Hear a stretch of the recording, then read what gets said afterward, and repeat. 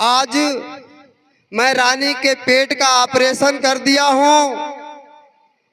अब रानी के पेट से राजा नहीं पैदा होने वाला है, अब लोहे की पेटी से राजा पैदा होगा और जिसकी संख्या ज्यादा होगी उसका राजा होगा। मैं आपको एक वोट का अधिकार दे दिया हूं। वो चाहे राजा हो, चाहे गरीब हो, चाहे किसान हो, हर लोगों के वोट की कीमत एक होगी। उस वोट के अधिकार से आप राजा बन सकते हो।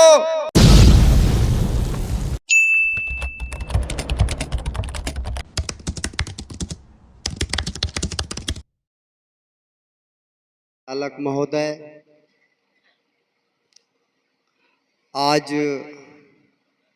राजूपट्टी की धरती पर जो परिवर्तन यात्रा, राष्ट्रीय पिछड़ा वर्ग मोर्चा की जो परिवर्तन यात्रा चल रही है, राष्ट्रीय पिछड़ा वर्ग मोर्चा के राष्ट्रीय अध्यक्ष जी के द्वारा वो आज आजमगढ़ में सगड़ी विधानसभा के अंतर्गत राजूपट्टी में आई हुई है। इस यात्रा में और इस कार्यक्रम में आए हुए सभी साथियों का मैं हार्दिक अभिनंदन करता हूं। राष्ट्रीय अध्यक्ष जी का भी हार्दिक अभिनंदन करता हूं। साथियों,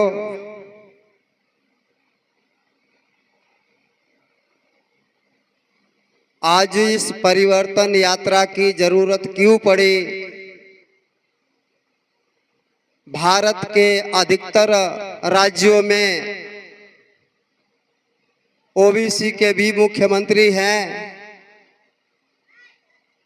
भारत सरकार के जो प्रधानमंत्री हैं वो भी ओबीसी हैं।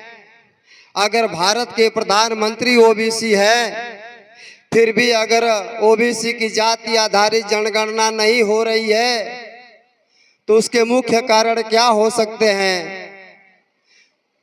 उस बात को बताने के लिए राष्ट्रीय अध्यक्ष जी आपके बीच में आए हुए हैं।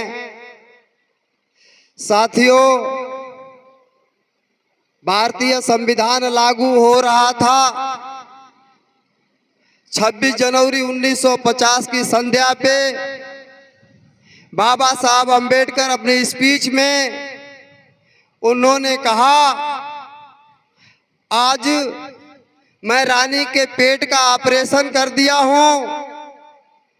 अब रानी के पेट से राजा नहीं पैदा होने वाला है, अब लोहे की पेटी से राजा पैदा होगा और जिसकी संख्या ज्यादा होगी उसका राजा होगा। मैं आपको एक वोट का अधिकार दे दिया हूं। वो चाहे राजा हो, चाहे गरीब हो, चाहे किसान हो, हर लोगों के वोट की कीमत एक होगी। उस वोट के अधिकार से आप राजा बन सकते हो। लेकिन आपके सामने समस्या है।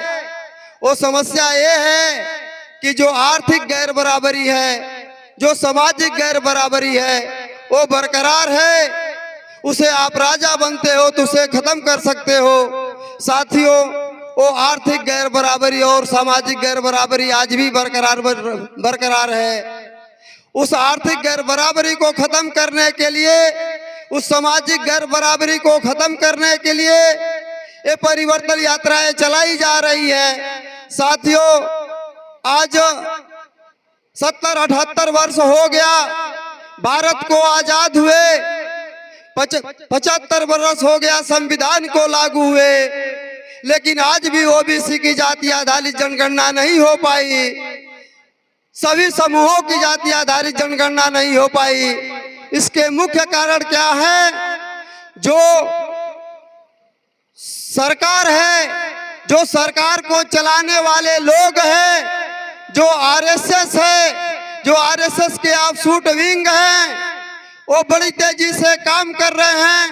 काम इसलिए कर रहे हैं कि उनको आज राजाश्रय मिला हुआ है। राज्य सरकारों के, केंद्र सरकारों की तरफ से उनको बढ़ावा दिया जा रहा है। और वो जो हमारे पास हमारे महापुरुषों की जो विचारधारा है, जो हमारे लिए अमृत है, उसको हम लोग अपने लोगों में नहीं पहुंचा पा रहे। लेकिन वो लोग जो उनकी झूठी विचारधारा है, जो हमारे लोगों को गुलाम बनाने वाली विचारधारा है, उसको तेजी से प्रचार प्रसार कर रहे हैं। जिसकी वजह से जो हमारे लोग हैं, जिनके बीच में वो लोग जाते हैं, तो कुर्मी को कुशवाहा से यादव से गडरिया, यादव को गडरिया से, चमार को पासी से, पासी को धोबी से लड़ाने का काम करते हैं। साथियों, उस विचारधारा को छोड़ना होगा। हमारे जो महापुरुषों ने हमें विचारधारा दी है, जो बहुसंख्य समाज को राज करने वाली विचारधारा है, उसे आगे बढ़ाना होगा। जब आप उसको आगे बढ़ाएंगे तभी जाके आपको अपना हक अधिकार मिल पाएगा। साथियों, हमसे भारत मुक्ति मोर्चा की तरफ से हम लोग लगातार इस बात को 2010 से उठाते रहे कि क्यों भारत में जाति आधारित जनगणना, सभी जाति समूहों की जाति आधारित जनगणना होनी चाहिए।